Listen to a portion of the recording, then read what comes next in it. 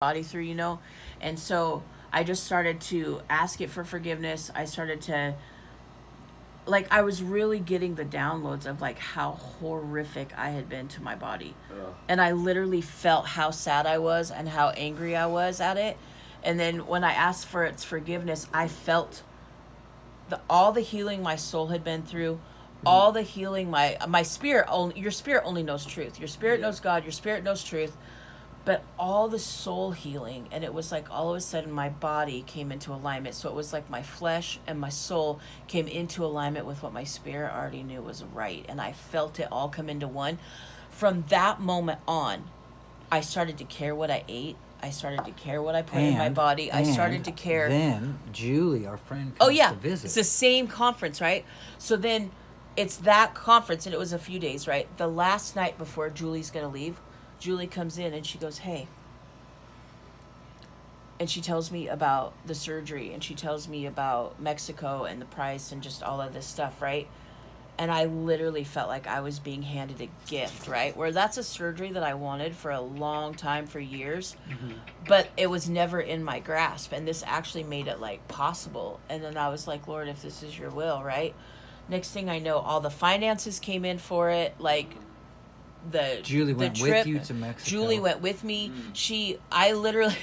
I wanted to avoid my birthday because I just always am really awkward with people celebrating me. So I went to Cabo for a week. I know that's why I tease him about it so much. Yeah. I went to Cabo, and then literally I flew from Cabo to San Diego. Julie met me, and then the guy from the medical clinic picked us up and drove over the border to Tijuana, had the surgery, and then came home and was with these guys and recovered and all of that stuff, and it was a few months before I was able to like work out or whatever. But what happened was everything that I started to do, like, all of a sudden it wasn't hard to want to eat right because you had to go through certain stuff before the surgery. It wasn't hard. And I actually cared about what I was putting in my body, and I actually... Because you were connected to it again. Connected to it. So I actually fell in love with my body at 428 pounds.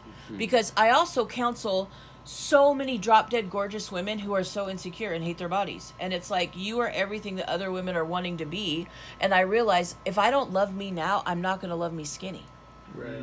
And so to be able to fall in love with my body and be thankful for all of this luscious goodness, it changed everything to where everything I eat, every choice, my reason why I'm so disciplined and why I'm able to just like... You don't have to hate yourself. I don't hate anything. And it's like, I love it. I absolutely love it. I've never felt more full of life, more love. And so honestly, I feel like there isn't a soul on the planet that could come tell me I was ugly, that I was fat, I wasn't worth it. That would even be able to change my mindset, because it's so rooted in God's truth and what he says about me, that it's like we're having fun just doing it together and watching it change and having to buy new clothes. Oh, life sucks. Suffering for Jesus, And it's like, even down to the point where when God gave me my car, it had only been a couple months. My new BMW, thank you very much. Little bragging there, because boasting in God, it's scriptural, okay? Down to the fact of the timing of when God gave me my Beamer, because I guarantee you, if it would have been 3 months before, I wouldn't have fit in it. Wow. I drove an Expedition. Right. But down to the timing that when I sat in my car, I fit amazing.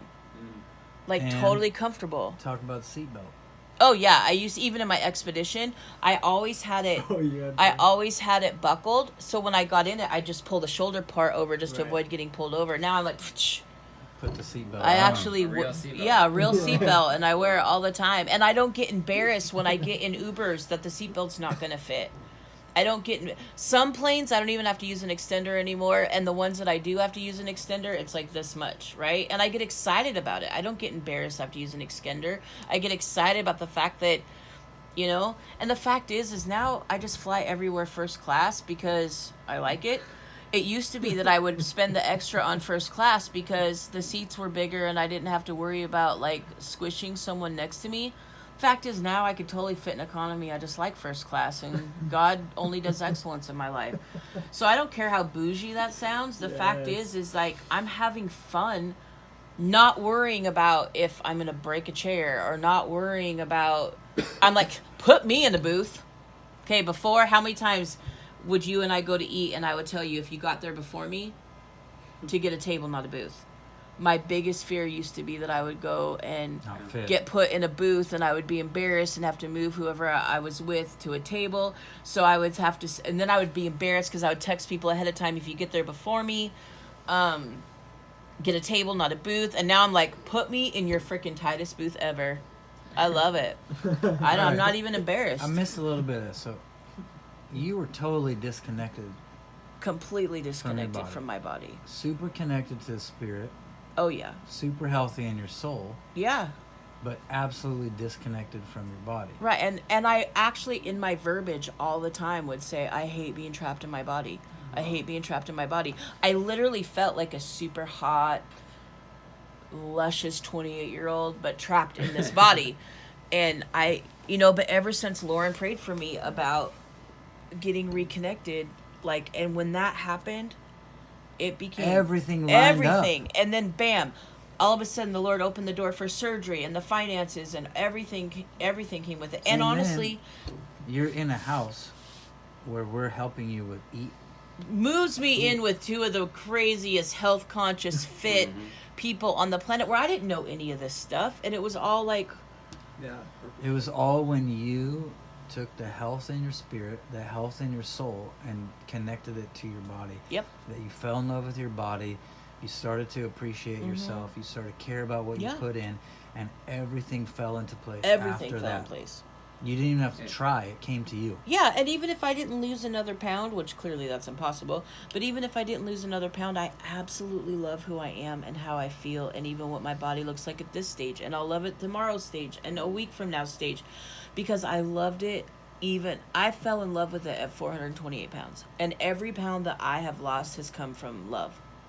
It seems like in Christianity there's almost, it's like holy for like hating your body, because you're like, oh, this body will pass away, I'll get a new one, this body's evil, or Right.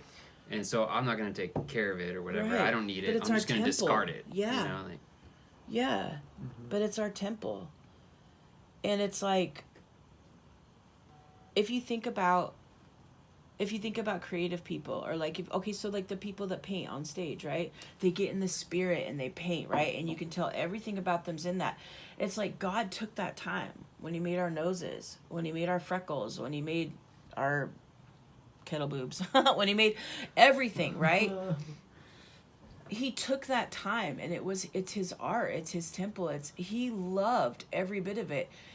And for us to, have you ever worked on something really hard, like your show? Like all these pitches, all the shows that you've made, like you've taken the time and you've put thought into it. If somebody just walked up to it and was like, well, this is crap, like it would hurt your feelings, right? And it's like all the people that like hate how they look, or hate their hair, or hate their freckles, or hate their weight, or hate whatever, it's like literally hating a temple and something so creative that God so put his heart and soul into making. And so it's like, if you can connect with the perspective of how God felt when he was creating you, and fall in love with that masterpiece, and win no matter what. I'm like, Ludacris coming in on the verse end and never been defeated, and it won't stop now. No, I feel that way. Like, I love going to CrossFit. I've never once left there going, I love it. And I get mad, like when I passed kidney stone and I couldn't go. Like, I want to go. I love it. I absolutely love it. Everything in the physical lined up. Yeah. When the spirit lined up. Yeah. And it's like, I literally, by the time, because like, when I have like the excess skin and stuff removed, like that's actually a necessity. That's not about cosmetic, like there's health stuff with that. But it's like, I literally can feel the strength already changing, my muscles changing, everything changing, that by the time I have the excess skin removed and my weight's all off, I literally feel like I'm just going to be like super toned and whatever, But I'm having fun doing it.